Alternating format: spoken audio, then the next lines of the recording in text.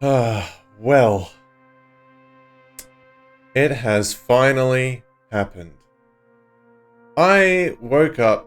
The first thing I did when I woke up, I went on my phone, checked Discord, and I saw notification for the new Dying Light 2 summertime update. Alright. So I went and checked it out, and oh boy, our worst fears have come true. Dying Light points have officially been added to the game, and they're just as bad, if not worse, than what we thought they were. To start off, the new EULA that you have to agree with in order to play the new update and the game as a whole is pretty scary to read. It says, do not create, use, make available, and or distribute cheats, exploits, automation software, robots, bots, mods, hacks, spiders, spyware, cheats, scripts, traders, extraction tools, and or other software that interact with the program in any way. Now, you might be thinking, well, a couple of these, obviously, like spyware and stuff, and extraction tools, maybe like, oof, you know, some of that can be pretty gnarly and understandable. But what about mods? Mods are on that list. How, are they going to be banning mods now? What the hell's going on? Well, what's up with this? What the hell's up with this? But this isn't even the worst. This is not even the worst of the update, everyone. It's not. We got far worse coming up here, right?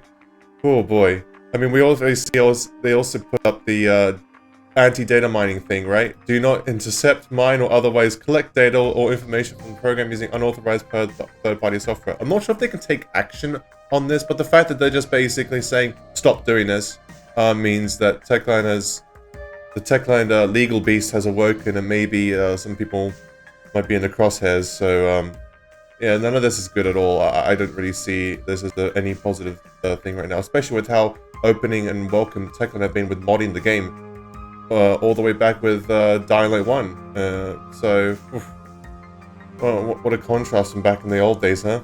Oh, and on top of that, Techland has the right to delete any purchases that you've made from the game, any digital items. So, yeah, fantastic. Speaking of contrasting from back in the old days, monetization for this game is completely different now with Dying Light points. Let's get to the main course of this update. The big oof, the real punch in the gut of what's happening with this update. So, Dying Light points. For those of you who do not know, there might be some of you out there who do not know, but it's a new monetization method where instead of buying DLC content directly, like bundles from the store page, you would have to buy Dying Light points to then spend a certain amount of those points on the DLC bundle themselves. For PlayStation, this is the only way you can buy DLCs. For PC and Xbox, you can still purchase bundles using the old method, but they said in their FAQ that they want to phase this out as soon as they can, which is very worrisome considering the nature of the DL points, which I'll just about get into right now. So, if you look here, oh boy, DL bundles, the cheapest one you can get is 550 points. Okay, so let's see what the cheapest Dying Light points bundle you can buy. Oh boy, it is 500 points as well.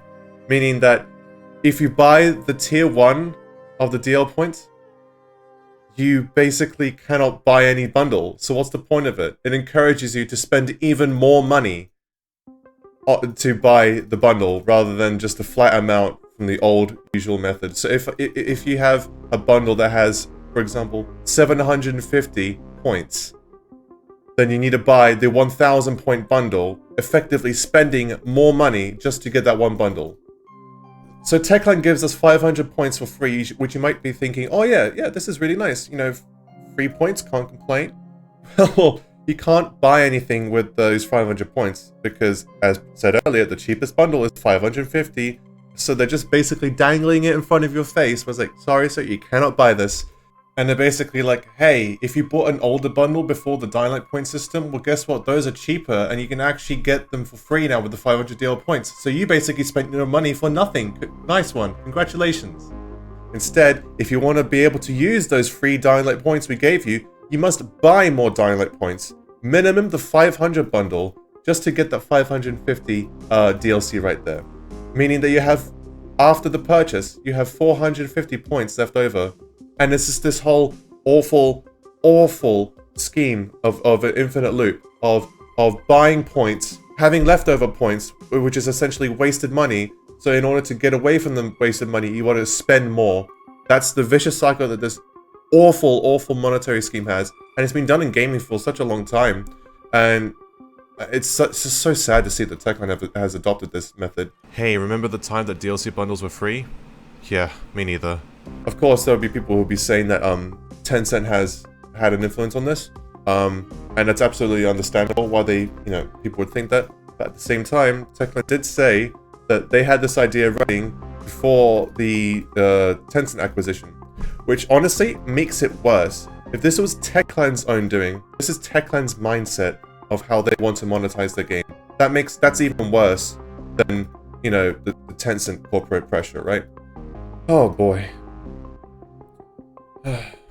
So what else is there to talk about? Well, there is more in this update. Like, hey, the new knife animations, right? New knife animations for knife weapons. So you know that thing, from the Walking Dead bundle, the cool knife there? Well, now you actually get what you paid for. If for those of you who weren't aware, the knife from the Walking Dead bundle some time ago basically had this cool animation, but in the trailer. But when you actually bought the bundle, well, guess what? The animation's not there, and people complain about that. And I guess they added that in now, so it's a good thing. Better late than never. Well, better on time than late, I would say. Oh yeah, they've also they've also patched some exploits that speedrunners and stuff like that would like to benefit from. There's this really cool airbash technique that people have been using for Parkour Fever and Night Runner Trial speedruns. That's been patched. What about the photo mode jump, where you can jump extra heights with the photo mode? That's also been patched. Techland has had a long history with patching fun movement tech in this game that pretty much only speedrunners benefit from, and it's just really sad to see that they basically killed the speedrunning scene. Fellow speedrunner mate of mine, 7RayD, he made an excellent video about talking about all the patches that Techland have done for Dying Light 2 speedrunning. You can check it out if you want, because this is basically another thing to throw in a pile of patches in a PvE co-op, mainly single-player game with basically no competitive edge. I don't know why Techland seem to want to balance this kind of stuff out. It's crazy. But anyways, yeah. I'll link the patch notes if you want to read them yourself, because there's some minor quality of life improvements in there, but they are absolutely nothing compared to the absolute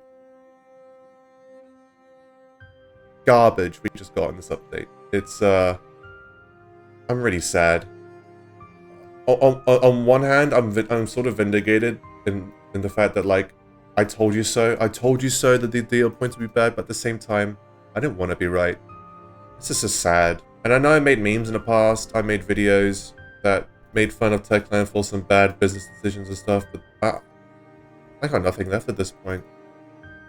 I want this game to survive. I want this game to thrive, but every now and then we get stuff like this, and I feel like this is the last nail in the coffin for me.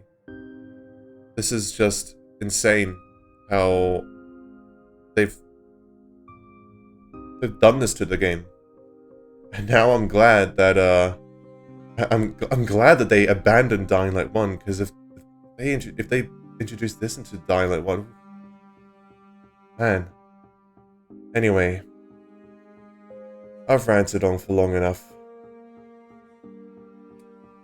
I don't know what I'm gonna do with this collection behind me anymore. It looks nice, at the very least, but really, I'm kind of done with Dying Light, to be honest. I'm still obviously gonna make content, but man, the excitement that was there when I first booted up Dying Light. I've been playing Dying Light 1 over the years, and when Dying Light 2 first came out, that excitement there, it's gone.